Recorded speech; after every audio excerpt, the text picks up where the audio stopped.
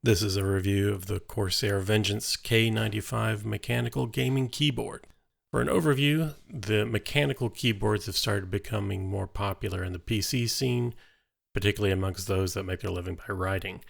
PC gamers have taken note of how smooth and durable these input devices are, and now there are many high-quality gaming keyboards with mechanical switches.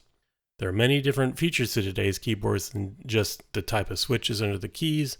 The Vengeance K95 is Corsair's current flagship model, and this review weighs its advantages and disadvantages. Long gone are the days of the original mechanical keyboard.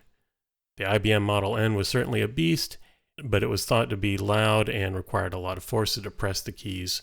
But to its credit, many of them still operate today. Today's mechanical keyboards, particularly gaming keyboards, use Cherry MX switches, which articulate before the key is pressed completely down and doesn't have a tactile click. These keyboards do make noise, but that's the sound of the key hitting the keyboard bed, a habit typists accrue from membrane keyboards. The Corsair Vengeance K95 keyboard is a rather meaty piece of machinery. The entire keyboard is completely black, including the backplate and the keys. One of the striking looks of this design is the absence of a top plate, which gives the keyboard an exposed look. You can totally see into the bed of this keyboard and the bases of each of the keys. This raw look really lets the integrated lighting to illuminate the underside and give a pleasing glow. The keyboard has a thick aluminum plate, which has been anodized black. The bottom of the keyboard is plastic and has wide rubber feet. The back of the keyboard has a 5-way mode switch, a single USB 2.0 port, and a connector cable. The thick 6-foot braided USB cable, which terminates to 2 USB connectors, one for the keyboard and the other for USB pass-through. Above the key bed are several mode keys, none of which use mechanical switches. On the top left are 3 keys to switch between 3 profiles and a macro record button, which lets you create a custom macro on the fly without using any software. The top right of the keyboard has a backlight mode button, backlight brightness button, and a Windows key lock. The backlight brightness button toggles between off, 33% brightness, 66% brightness, and full illumination, which is seriously bright enough to read by in the dark. The backlight mode button lets you change between different lighting modes. If you press this for 3 seconds, you can toggle the backlight of any individual key on the keyboard for the current profile. Pressing the button again saves your configuration. Holding down the control key and pressing the button puts the backlight into a as you press it mode. Any keys that are not currently illuminated light up for a second and then turn off again, which is a great way to show off your keyboard. Pressing the button for 5 seconds resets all the backlight settings. Unfortunately, individual backlight patterns are saved to keyboard memory only and are not saved along with the profile. The 5-way mode switch changes the USB polling mode of this keyboard. Each position is labeled with 1, 2, 4, 8, and BIOS. The numbers represent a polling rate of 1000 divided by that number. So a 2 position is 500 MHz, 4 is 250 MHz, and 8 is 125 MHz. The BIOS mode is basically the compatibility mode that should work with any device, including KVM switches. And most people will keep this at the 1000 MHz unless they have a problem. A full-length plastic wrist rest is included and snaps onto the bottom front of the K95 easily. 2 metal thumb screws are included to keep the rest securely attached, and this accessory feels a little bit like a faux leather and has a dimpled texture. The keys themselves are laser etched, so the symbols are nice and crisp and will not wear off like cheap silkscreen key labels. The keys have a nice texture to them and feel weighty. I really like the layout of this keyboard. I really hate the double tall enter keys, which really displaces the backslash key, which nearly every computer professional is intimately familiar with. The special functions of this keyboard are not hidden under any FN button toggles, which frankly annoy me, even when it's warranted, as necessary with many laptops. Being Cherry MX red switches, the keys feel rather weighty, but require much less weight to actuate than most keyboards. The red switches don't have the notable bump feel to them when they actuate, nor do they have the loud audible feedback of blue switches. The amount of force to continue pressing the key down does not increase as buckling spring systems do. They're also much quieter than most people think. The poster child for a typical mechanical keyboard is the IBM Model M, which is the spring-loaded, requires double the finger weight to press down. These switches fire off the signal when they're pressed halfway down, which makes for easy double tapping. The G in the actuation for is the weight in grams it takes to press the key down. The more resistance the key can take before finally giving in usually results in a worse tapping experience and tired fingers. The G keys are recessed so they don't get in the way when feeling for the escape key. This is an excellent usability feature and a severe improvement over Logitech's keyboards. Using the macro record function isn't so easy. I pressed MR, the buttons start blinking, then I press the key I want to assign, and the key still blinks. I type my macros and then press the MR button again, but the macro hasn't recorded anything. USB pass-through isn't an entirely accurate statement. The plugs on both USB ports are the same color blue used in USB 3.0 ports, but the ports themselves lack the extra wires necessary for any 3.0 speeds. We were testing if there were any speed loss by using the USB port embedded in the keyboard versus using a native port on the PC. We plugged a pass-through cable into a USB 3.0 port and then plugged a Patriot Supersonic Pulsar 64GB USB 3.0 flash drive. Transfer speeds are limited to USB 2.0 speeds. We performed the same test with the USB 2.0 port and the transfer rates were exactly the same via the Corsair keyboard port as a native computer port. Programming the macros. The Corsair software is simple. Logitech software offers a lot more options, but one could say that some of these options are redundant. Instead of launching a default web browser, a macro could run a program directly, such as Chrome.exe. Regardless, there are some handy features missing from a gamer's keyboard. Here are some of the useful features that Logitech keyboard software that is sorely missing with Corsair's offering. Text block, mouse button functions, more window controls, such as zoom commands, and Windows 8 specific functionality, and a launch function. Much of this functionality can be mimicked by using a multi-key mode, but it's just raw and difficult to edit. It's much easier to edit a line of text than it is to analyze a list of key up and key down commands, each with its own delay, to remove a typo. Similarly, it's handy to run email than it is to select Launch Program and then locate the file manually through the file system. Also, finding the label of each key's macro is difficult.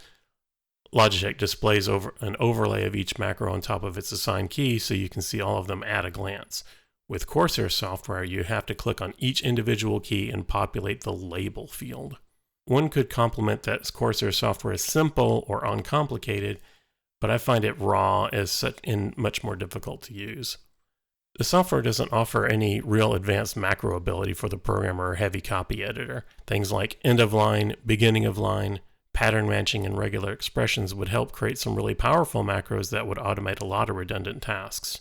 I created a sample macro script editing a Windows host file using Logitech software on the G510 and with Corsair software using the K95.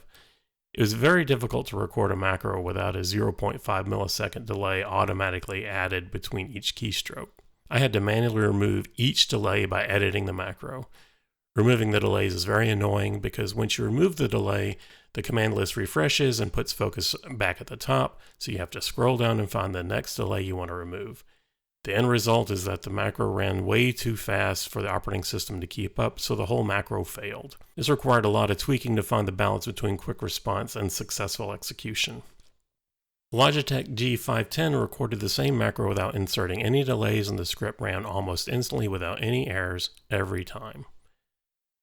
The Logitech G510 was 0.1 seconds, and the Corsair K95, 4 seconds, and that was after a lot of tweaking. I also found it difficult to record a macro using hardware alone. The Corsair software had to be open and running before the MR, macro record button, would work. Playback options. This isn't very intuitive as there are no hover labels or quick help, but you can change how the macro is executed for each key. First, select the key with the macro you want to change, then you can click one of the playback icons to change its behavior. 1. Executes once per keystroke.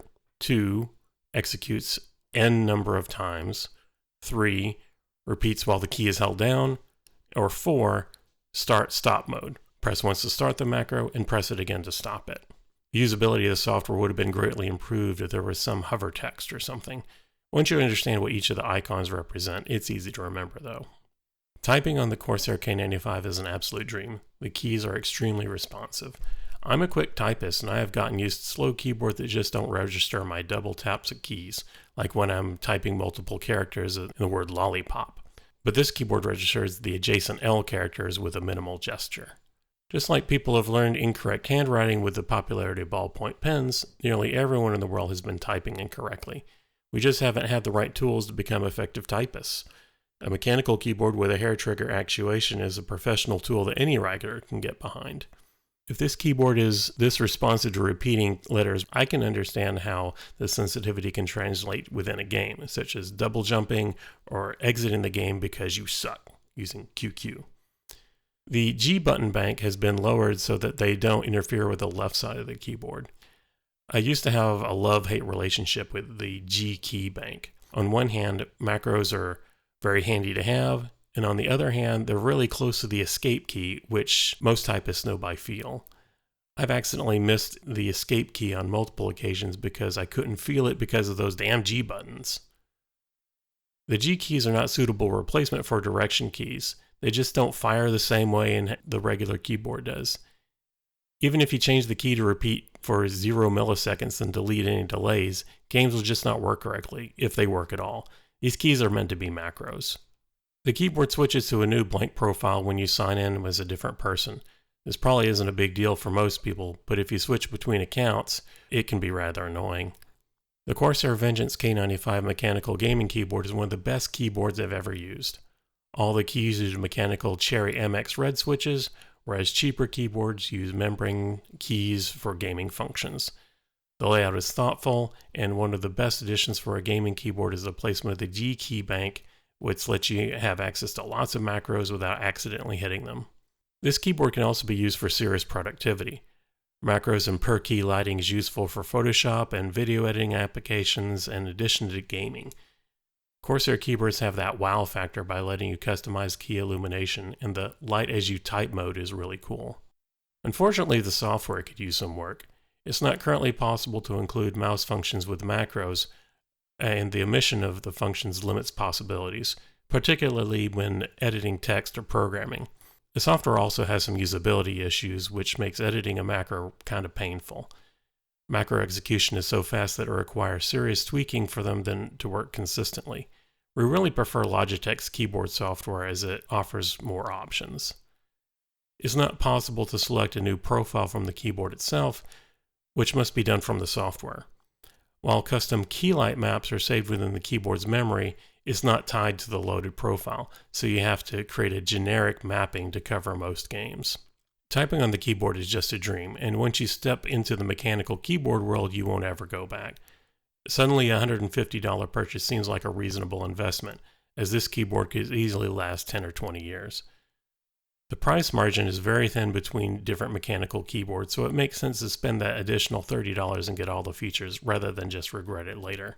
The K95 has most of the features we like about the Logitech G510 and pretty much copies its layout, with the exception of the onboard LCD display.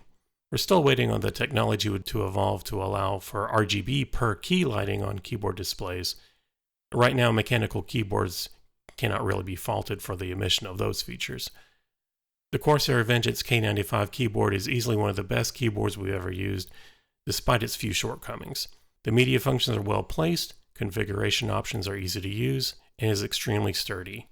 This thing is a dream to type on and so responsive that it can keep up with fast double taps and godlike touch typists. Its sturdy construction also means this keyboard will not only last for generations, it has enough features to keep it relevant in the future.